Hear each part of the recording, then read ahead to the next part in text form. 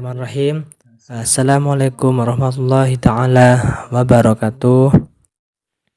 Waalaikumsalam warahmatullahi wabarakatuh. Bismillahirrahmanirrahim. Alhamdulillah rabbil alamin. Alhamdulillahilladzi arsala bil huda wa dinil haqqi yudhhirahu 'alad dini kulliha wa karihal kafirun. Asyhadu an la ilaha illallah wahdahu la syarikalah. Amma ba'du. Alhamdulillah, pada kesempatan kali ini kami dari mahasiswa UINSA semester 5 Prodi Pendidikan Bahasa Arab akan menerangkan makalah kami yang berjudul Administrasi Kurikulum untuk memenuhi tugas mata kuliah Al-Idarah, Al-Ishraf, Al-Tarbawiyah. Baik, langsung saja. Di sini ada 4 pembahasan. Yang pertama, pengertian administrasi, yang kedua, bentuk-bentuk, yang ketiga, jenis-jenis, dan yang keempat adalah bentuk dan format. Langsung saja, yang pertama-tama adalah pengertian administrasi kurikulum yang akan saya bacakan sendiri. Baik, jadi administrasi kurikulum itu adalah sebuah tata usaha yang meliputi seluruh rangkaian kegiatan yang direncanakan dan dilaksanakan dengan serius dan penuh perhatian, termasuk pengembangan berkelanjutan terhadap kondisi pembelajaran agar dapat berlangsung secara efektif dan efisien. Adapun ini juga mencakup berbagai aktivitas yang bertujuan untuk melaksanakan dan mengembangkan kurikulum sehingga dapat berfungsi sebagai alat untuk mencapai tujuan dan sasaran pendidikan. Mungkin itu adalah definisi dari administrasi kurikulum. Selanjutnya adalah jenis-jenis yang akan dibacakan oleh Mbak Priska. Dipersilakan. Baik, terima kasih untuk waktunya. Yakni berikutnya bentuk-bentuk kegiatan administrasi kurikulum. Nah, yang pertama ada perencanaan kurikulum. Dari perencanaan kurikulum merupakan suatu proses yang melibatkan para perencana di berbagai tingkat pengambilan keputusan terkait dengan tujuan pembelajaran yang seharusnya cara merealisasikan tujuan tersebut melalui proses belajar mengajar. Terus yang kedua yakni pengimplementasian kurikulum.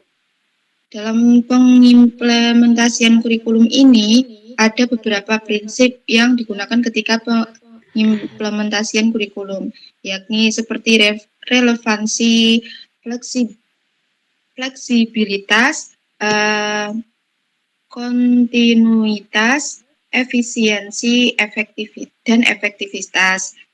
Dan selanjutnya yakni evaluasi kurikulum. Nah, evaluasi kurikulum ini adalah proses menggunakan prosedur ilmiah untuk mengumpulkan data yang valid dan dapat dipercaya guna mengambil keputusan mengenai kurikulum yang sedang atau setelah dilaksanakan. Mungkin itu dari bentuk-bentuk kegiatan administrasi kurikulum. Selanjutnya saya serahkan kepada moderator. Baik, itu tadi adalah bentuk-bentuk kegiatan administrasi kurikulum dari Mbak Priska. Selanjutnya adalah jenis-jenis dokumen administrasi kurikulum. Di sini ada 11. Yang pertama adalah kalender pendidikan, kemudian prota atau yang disebut program tahunan, kemudian yang ketiga adalah program semester atau promes, kemudian yang keempat adalah modul ajar, yang kelima adalah alur tujuan pembelajaran atau yang disebut dengan ATP, kemudian yang keenam ada bahan ajar, jalur pelajaran, kemudian penilaian atau asesmen adalah daftar nilai, kemudian ada agenda harian, kemudian juga ada absensi peserta didik. Mungkin itu adalah jenis dokumen administrasi kurikulum. Selanjutnya adalah bentuk dan format yang akan dibacakan oleh Mbak Priska. Dipersilakan.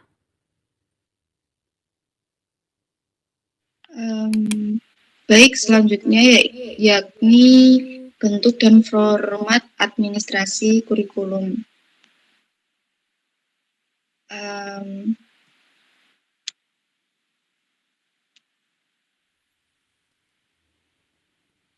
Nah, pada administrasi kurikulum ini formatnya yakni seperti berikut. Yang pertama itu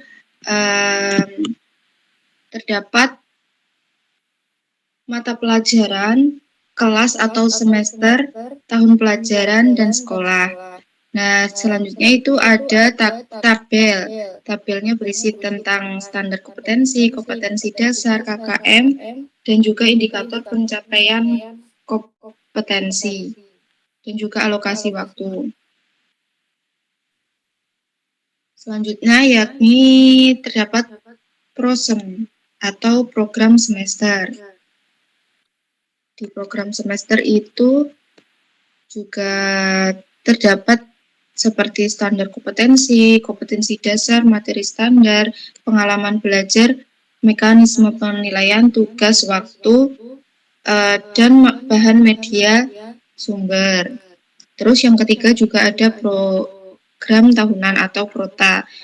Ini juga tidak jauh dari proses yang tadi. Terus juga ada RPP atau perencanaan atau